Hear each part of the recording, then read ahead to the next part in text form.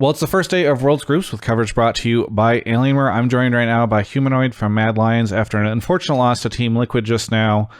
So first off, Humanoid, what ended up going wrong with Team Liquid? Because that game did seem very back and forth at times, but unfortunately they were able to take the win at the end of it.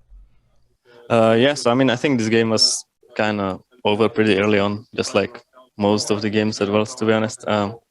Once you get behind, it's pretty hard to come back usually, and we made a few mechanical misplays, I think, especially when we went for the LeBlanc mid lane and he just survived. After that, we blew 2 flashes, and from that point, yeah, it's pretty hard to win because they can from that point do anything we want. We have no flashes, and yeah.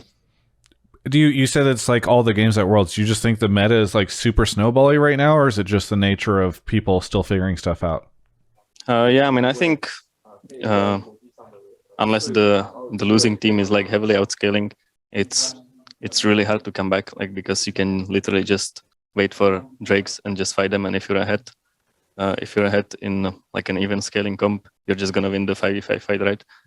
So yeah, the meta is, I think, basically the first 10 minutes, and then the game is usually decided. Yeah. All right. Well, let's talk a little bit about Worlds so far. So I just did an interview with Alfari before this, and his words, not mine. Please don't shoot the messenger. But he was saying he thinks that LEC is weaker this year, and he actually thinks that LEC is not a very strong region at Worlds this year. I assume you disagree, and so I just wanted to give you a chance to kind of rebuttal, or do you think LEC is going to have any issues at Worlds this year, or is it just sort of like a snafu, I think, in this first game? I mean, I think we shouldn't have issues against NA, to be honest. But I think the Asian teams are for sure better than both Europe and NA. But I still think we are better than NA, even though we just lost the game, right? But it's just the best of one. It was pretty unlucky, and I think next time we can for sure beat them. Yeah. Well, okay. Mad Lions this year, very different than the Mad Lions was at Worlds last year. But I've been asking all the different players, what obviously everybody plays in their regional leagues, and then they go off and they start scrimming against all these other teams, and it's like everybody starts to learn a lot. So what has the experience been like for Mad coming to Worlds this year and having, practicing, learning all this stuff? Do you feel like the team has learned a lot, or is changing at all as a team? Yeah, I mean, I think the same way as the regional league teams, when they go to LEC, start learning a lot and figure out a lot of new stuff. It's the same for the Europe and NA teams going to international tournaments, where you just play the Asian teams, who are usually just way better. So from that, you can start learning a lot. And then, yeah, it depends on how much time you have. Usually you have like 2 or 3 weeks before the tournament starts, and you can take a lot from that, and you can for sure learn a lot of things from them. And yeah, I think we also learned a lot, and I think we are better than we were before the tournament started, for sure. Do you feel like your play style is changing at all, or the way the team approaches the game has changed at all since you guys started playing against all the other teams? Not really that much, but a bit, yeah. I think it's also a lot because of the meta. The meta is a bit different than in LEC playoffs. It's not that much different, but it's a bit different, and there's a lot of new stuff that we are still figuring out, and yeah, that we didn't see before in LEC. Do you like the meta? I hate the meta. Okay, explain to me why. Is it just the snowbally part, or do you just not like the champions? Like, what about this meta are you not enjoying? I just think that every time there's any enchanters being played, the game is insanely boring to play. And like once you are like behind against an enchanter, they will literally just run down 5 mid, and there's nothing you can do. And it's really like just brain dead gameplay. Basically, you don't have to know anything.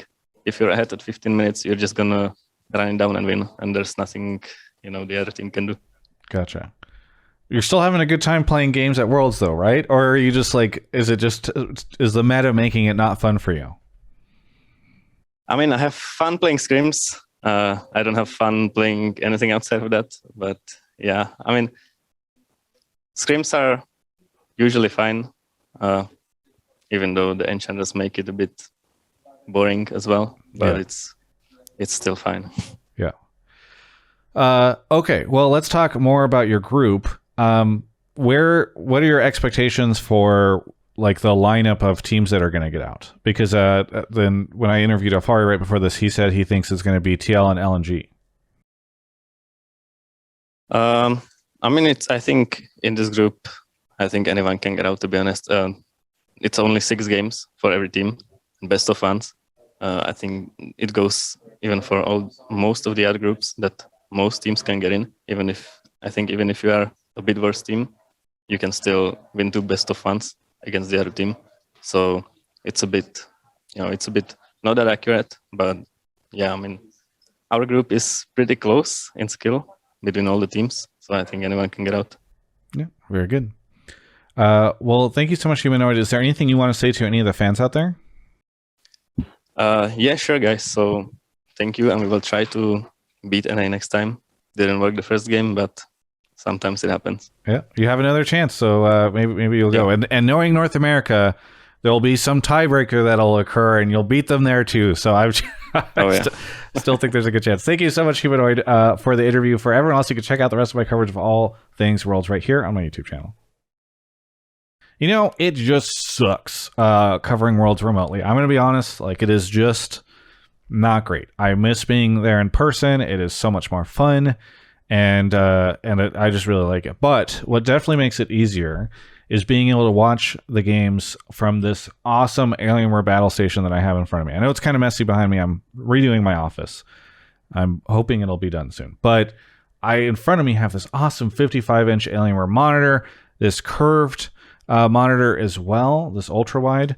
It's just this amazing PC that lets me capture content, do this all remotely. So I just want to say thanks so much to Alienware. And if you like what I'm able to provide for you remotely, and hopefully one day soon back in person, you can thank Alienware for that, because I wouldn't be able to do all this without them. So thank you so much to Alienware, and check out the link in the description below, as well as that discount code to help support the channel.